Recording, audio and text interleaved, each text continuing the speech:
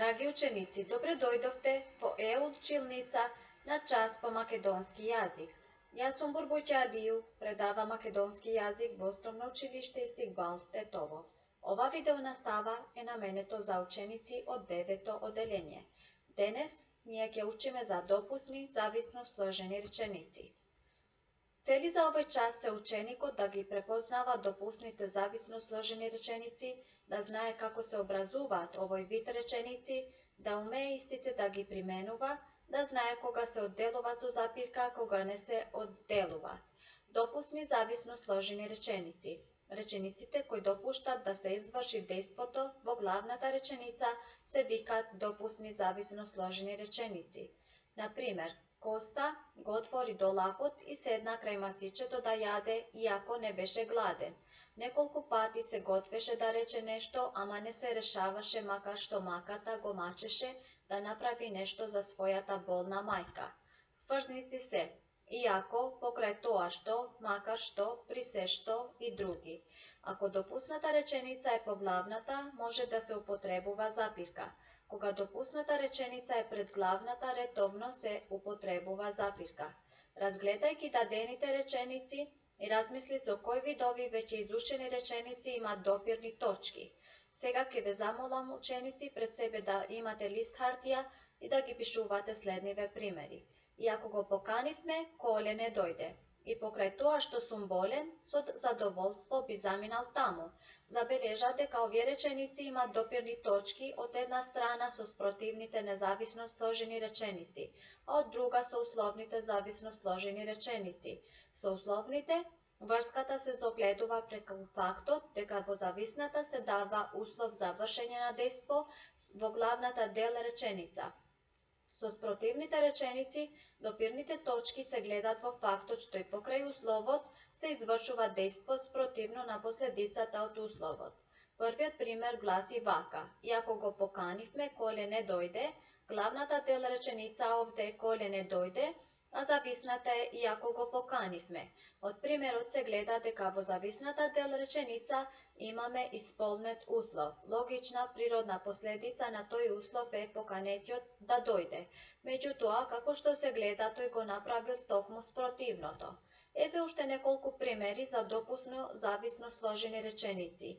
Издели ги сврзниците и сврзувачките состави со кои се поврзуваат дел речениците. Беше одличен студент, макар што книга не отвараше. И покрај тоа што чекаа дожд, целаните во себе посакуваа да потрае сушата. Јас не го прашав ништо, иако ме мачеше љубопитноста. И да паднеш не е опасно, дури да не те поздрави, да не се лутиш.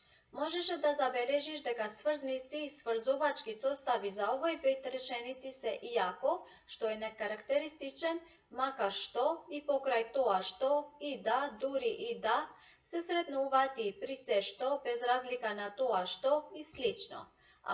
Ако некој ги праша, истото ќе му го кажат.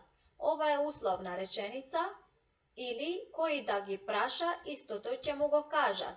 Јас не го прашав, речи си ништо, иако ме мачеше љубопитноста, главна реченица, зависна реченица, а сврзникот е иако. Макар што јас и ти ја знаеме вистината, не можеме ништо да сториме. Зависна реченица е, макар што јас и ти ја знаеме вистината, главна е, не можеме ништо да сториме, а сврзникот е, макар што. Таа секогаш беше одлична ученичка и покрај тоа што сите знаевме за низините домашни проблеми. Која е главна реченица? Главна е, таа секогаш беше одлична ученичка, зависна е покрај тоа што сите знаевме за низините домашни проблеми, а сврзници се и покрај тоа што. И да запеам, тагата нема да ја победам. Зависна реченица е и да запеам, главна е тагата нема да ја победам, а сврзникот е и да. Што и да се случило, треба да ја знаеме вистината. Зависна реченица е што и да се случило, главна е треба да ја знаеме вистината, а сврзникот е и што и да. Зависната дел реченица допушта да се изврши дејство во главната дел реченица. Затоа се викаат допусни зависно сложени реченици. Сврзници за допусни зависно сложени реченици се што и да, иако, макар што, покрај тоа што.